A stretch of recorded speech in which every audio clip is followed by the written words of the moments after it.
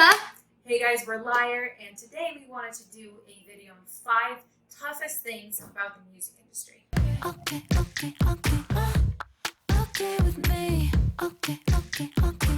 We just wanted to provide these tips. This is just from our experience. This is in no way This is not facts. gospel, This is not Bible, not fact. But this is just something that we've kind of compiled over the past few years of being in the music industry, and something we've taken away from it, and hope that these tips can help you if you are aspiring to be in the music industry. Tip number 1, it is so important and so crucial that you are either taking trips or living in a music city. This applies to acting or whatever it is that you're wanting to do. You have to be there. where that thing is. Yeah. So I would say the hubs of music activity in the US at least are LA and Nashville. New York used to be, still is a little bit, but it's really moved mostly to Nashville and LA. Yeah, and it's kind of like if you were wanting to be on Broadway, you'd need to be in New York. It's really important that no matter what your goal is, you're just where you're wanting to, you're where whatever you want to do is at. So we think it's really important that you're either taking trips out to LA, setting up writing sessions, meeting new people. That kind of environment is going to really help you along in your career and just push you forward and constantly evolve you as a musician, songwriter, or producer. I remember when we first started coming to LA, because we actually lived in Nashville, but we are primarily a pop production and writing team. And pop isn't as prevalent in Nashville as it is in LA. And we really found that the more we came here, the more opportunities that we got. When we lived in Nashville, it was cool, but definitely our careers really, really grew and expanded when we came here. Yeah, especially because that was, 5 years ago. So, the pop industry in Nashville does keep growing every year.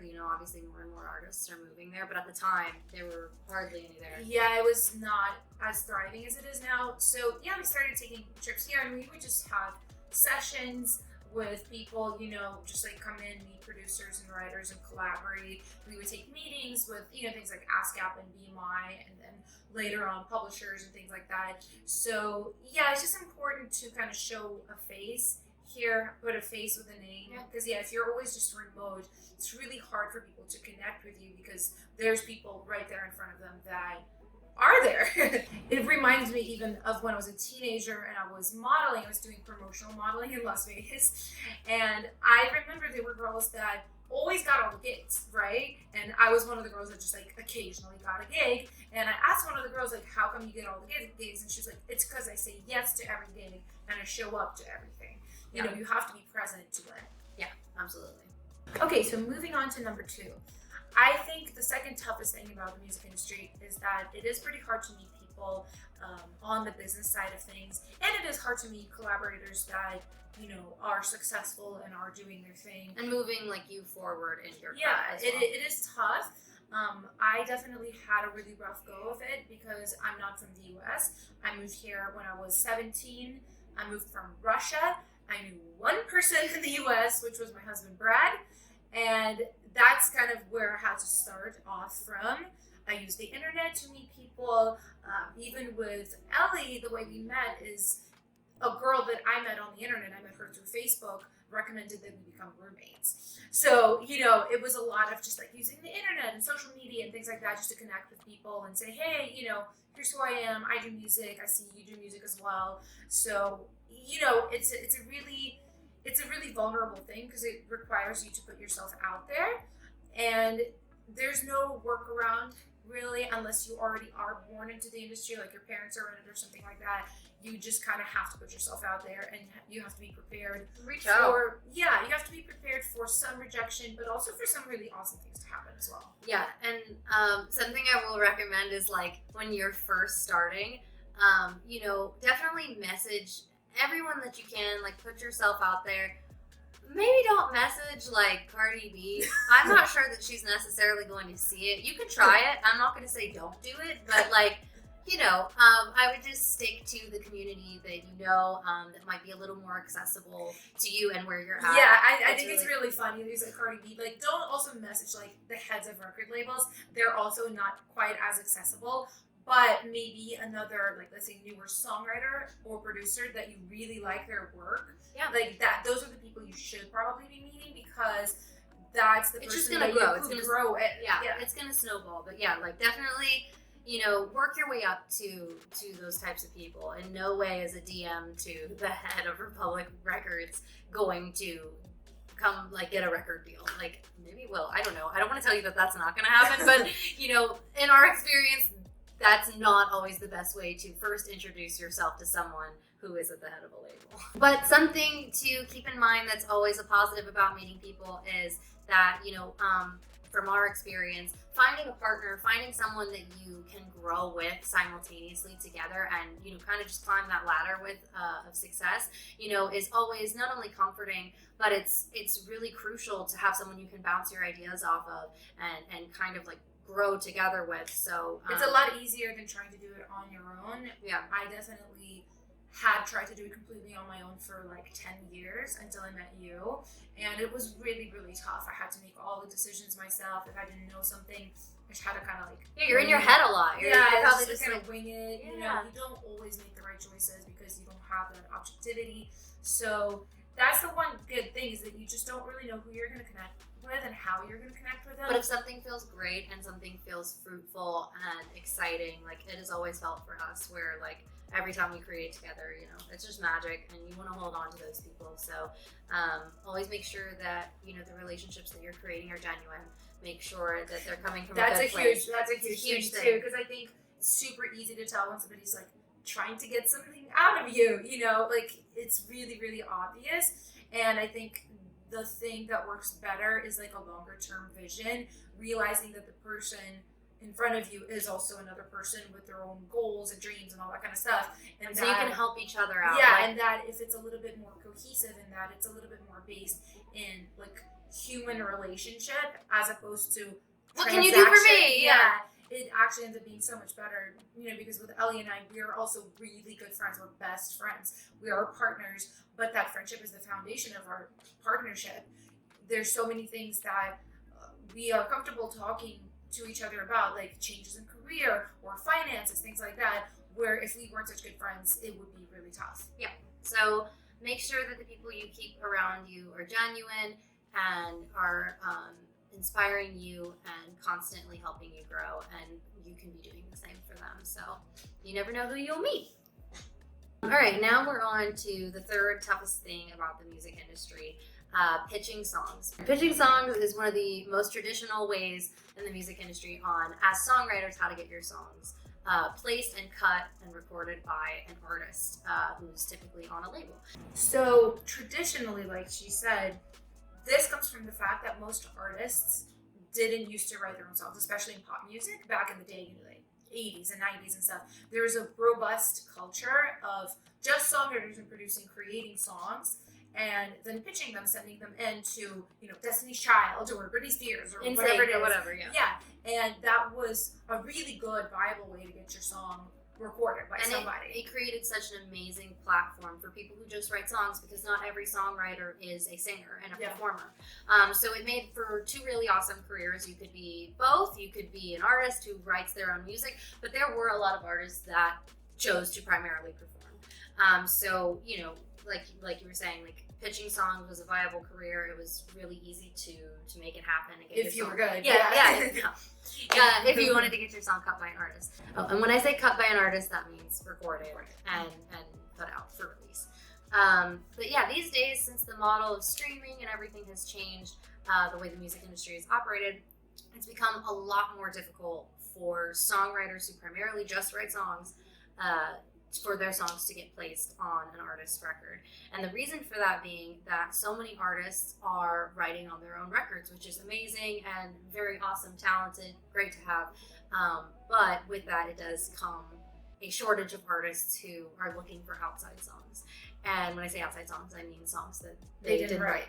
Yeah, so pitching songs can be really tough. A lot of the times, traditionally, how it's done is a label will send out a sheet, a pitch sheet of artists that are looking for records. And, these sheets used to go on for miles of just who all was looking. And over the years, they've gotten shorter and shorter because most artists don't accept Aren't looking and don't accept outside songs.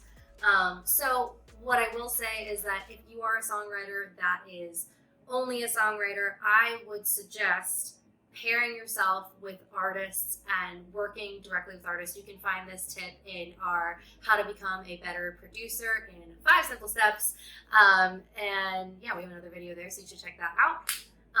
But yeah, it's really important that as a songwriter, you are in sessions with other songwriters, other producers, and artists. So that's really important to move yourself forward. Now, this is just primarily for like American top 40 pop.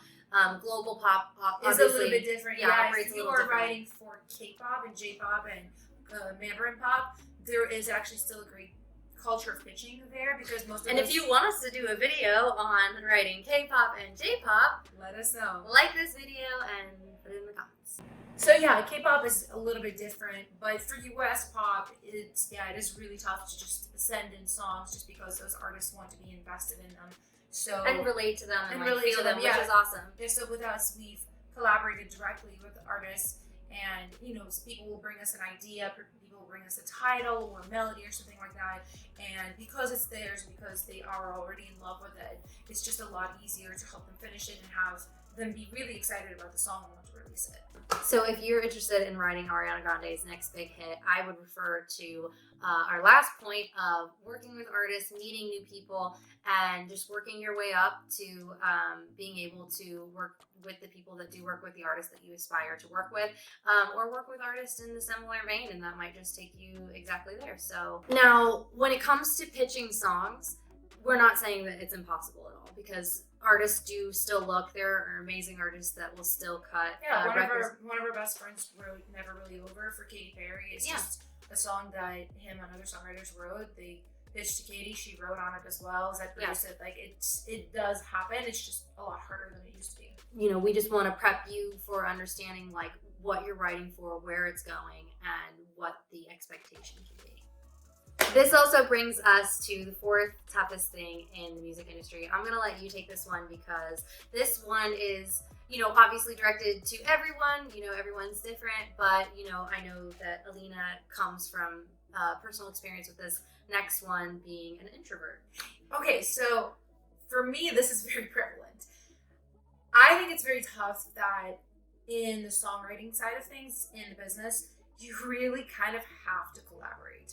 So our point is having to collaborate. You have to collaborate. Yes, you can write amazing songs by yourself or, with your best friend, something like that.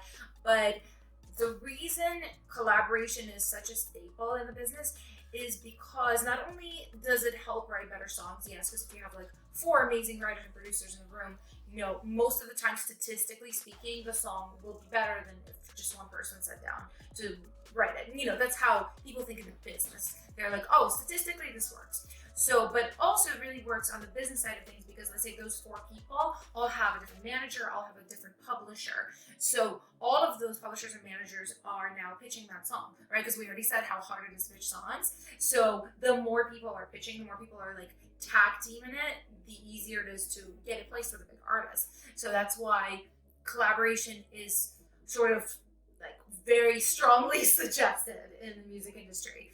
But the reason it's tough for introverted people is because we usually create better on our own. Our thinking process requires solitude, silence. And, when you have a group of people all chatting and eating and, having fun and laughing, it's wonderful. It's a great energy, but it can be disruptive to the introverted creative. So, my take on this has been to find pockets of restoration, really. Because yes, we do constantly collaborate, we constantly create with others, and for me, it can be overwhelming sometimes just as a human. So I definitely kind of let people know that sometimes I have to step away for a few minutes. I'll go out, collect your thoughts. I'll go out in the yard and just hang out there by myself for a few minutes. I'll eat, just taking little breaks and kind of letting people know too that that's how you are. And then as a producer, also I can put my headphones on and kind of be in that space of the song as well, and not necessarily have to participate in the conversations. And again, this is not because I don't want to, it's just because it really does disrupt my creativity. It almost like has my energy going to that conversation or that hang, and then suddenly I'm like, oh, what was I doing with the song? I forget, and I get kind of disrupted. So it can definitely be a tough thing, and also definitely helps to work in a familiar space, whether it's your home or studio that you've yourself built, or it's your friend's studio that you're really comfortable with, and having people around you that you're really that comfortable with. know you, that are very kind of supportive of how you are and really want to make things easier and more comfortable for you. That's really, really important. But I think it's definitely possible to manage this. It's just knowing that you have to manage it, because I think a lot of times people don't understand that they're an introvert, or that they need these pockets of solitude and of quiet time, recharging really. So they think there's something wrong with them when they are not able to join in the, fun, rambunctious conversation that's going on in the studio, or they're feeling overwhelmed, or they're suddenly overheating or something. Well, that's kind of like where we split responsibility. She knows I am a chatty Cathy and will talk to everyone for 2 hours before we were supposed to write the song. So she has to corral us and be like, stop talking. Y'all. Yeah, but I mean, I'll take that on and don't mind catching up with people and really just engaging. And that's what's, great about having a team, which we talked about, meeting people. You never know who you're going to meet. And we happen to complement each other so well, especially in a room. So we're very fortunate about that. But yeah, collabing is, especially from an extroverted standpoint, I love being around people. I love writing songs with, I don't find that writing songs by myself is, my favorite thing in the entire world, but, obviously I will and do. But, I love when the chemistry of a room is, really vibing and we're getting something fun, and, it's great to have other people, other opinions to bounce things off. So kind of knowing that when you're going into a session, what to be prepared for. Okay, so this is the fifth thing that we find to be one of the toughest things in the music industry. Yeah, and we don't find these things to be in any specific order. We're thinking, no, it's just random. It's just random. So this is not like the toughest thing to do at all. But we wanted to talk a little bit more on the artist side of things, just from personal experiences, from both of our artistry and our history, and working with artists to put out music.